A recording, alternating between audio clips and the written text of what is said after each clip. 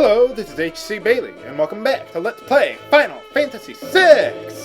Since last time, I've cleared out all the enemies except the last two that aren't going to be coming at us, so you don't have to. A lot of people said, yeah, just go straight after Kefka, and that would end it right there, but I'm a completionist. You know me, viewers, so one thing I wanted to show off was what people say during the battle when you talk to them. It never occurred to me, like the first 10 times I played this game, to do that, but let's see what everyone else has to say.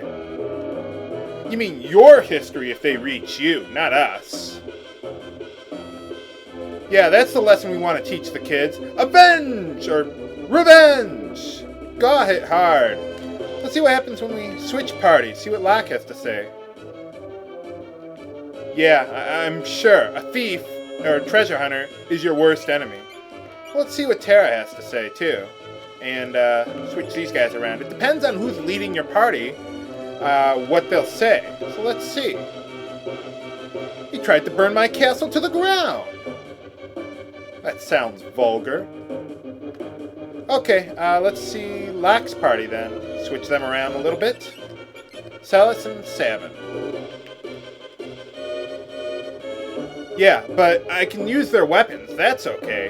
Nothing immoral about that. Let's see what Sabin has to say there. Go, Sabin!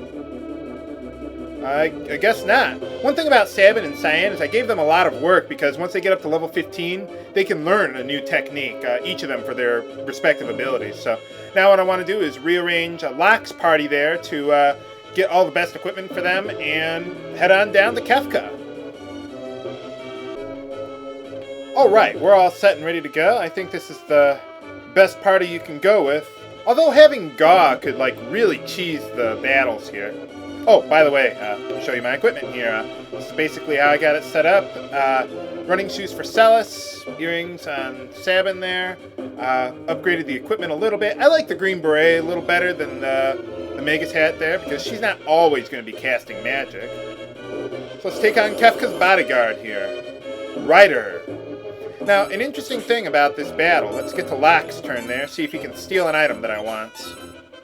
A mithril vest.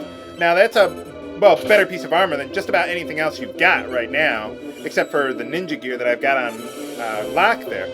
But, if you do manage to steal it from him and then die, you'll restart at, if you saved there, you'll restart at the last save point just before you started this whole battle sequence and everything, and you'll still have the mithril vest there. So you can come back here and then fight him again and steal another mithril vest, and so on and so forth. I don't think you need to do that, but it's an option there. So I'm probably going to equip that on Sabin there. Okay, we're all healed up and ready to go. And now it is time for the epic final battle against Kefka. Here we go. Whoa, he's got a bit more makeup on now. First things first, use Runic. You'll absolutely need it for this battle. One thing you can do, though, instead of using Runic, is if you have Gaw, use the Primordite Rage, and the Numbblade attack will stop Kefka. He's susceptible to stop. Because, well, you're probably not supposed to have access to the stop status ailment at this point. Well, so far we're getting pretty lucky here.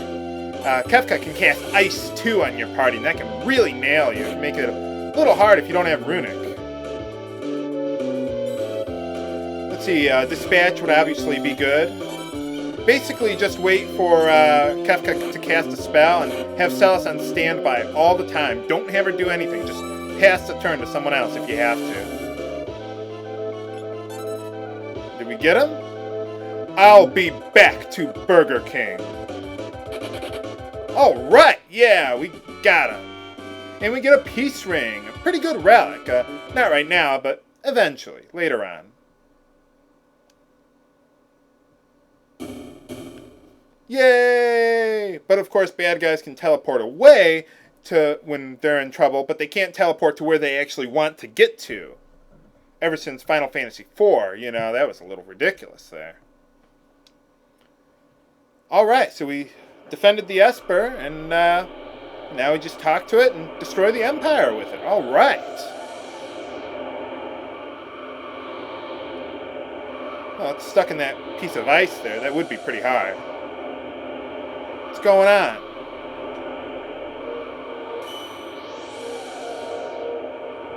Seems a little eerie.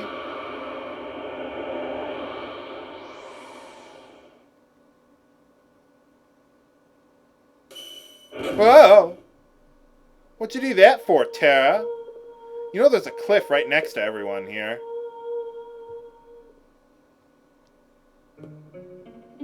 Stay away from the Esper, Terra. Stay away from the summon. Ah, and the Esper's name is Tritok, or... I'm pronouncing it Tritok. That's how I'm pronouncing it.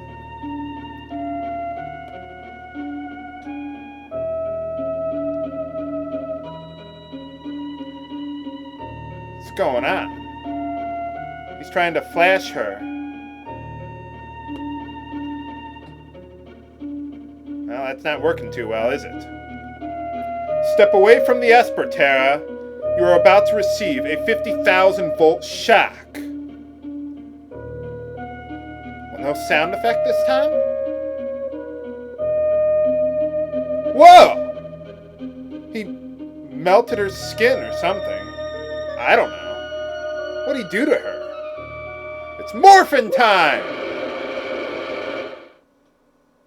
Kind of sounded like Lavos there a little bit. Well, now she can fly. I guess, you know, having your skin melted like that would do that to you.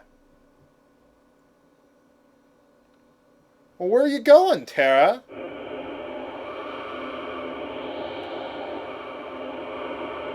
Well, at least now she can fly to the Empire, I guess. It's pretty fast.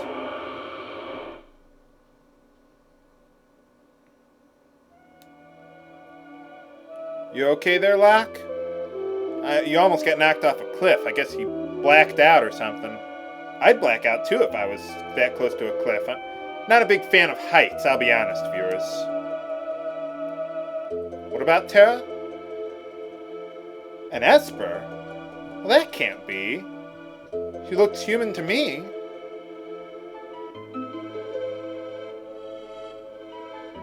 I mean, she does have the power of magic and everything, but... what do we do now?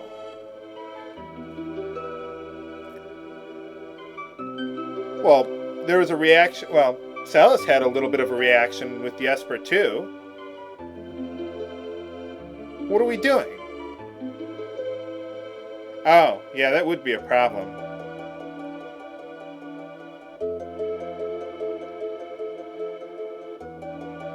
So, what are we going to do? I mean, she could be anywhere by now.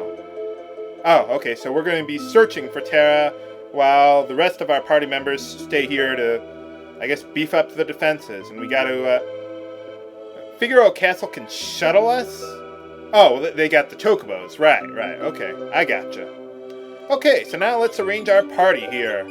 This isn't going to be the final party that I end up using. I'm just going to use this party for now to show off some optional cutscenes. And what you can do is you can always come back here and talk to your party members to rearrange your party again if you want to. So, no, I don't need to right now. But now we can explore the village of Narsh. We haven't been able to yet at all in this game. So what I'm going to do is I'm going to go to the armor shop, and there's a weapon shop around here. I'll show you where that is, and I'll make all the purchases I want to do, and then I'll be right back.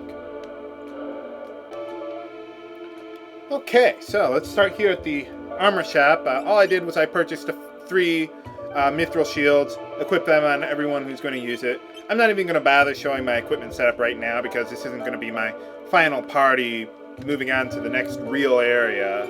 So let's see, nothing else we need to get in the armor shop here, so let's see what else they got here. Remember, viewers, shop smart. Shop S-smart.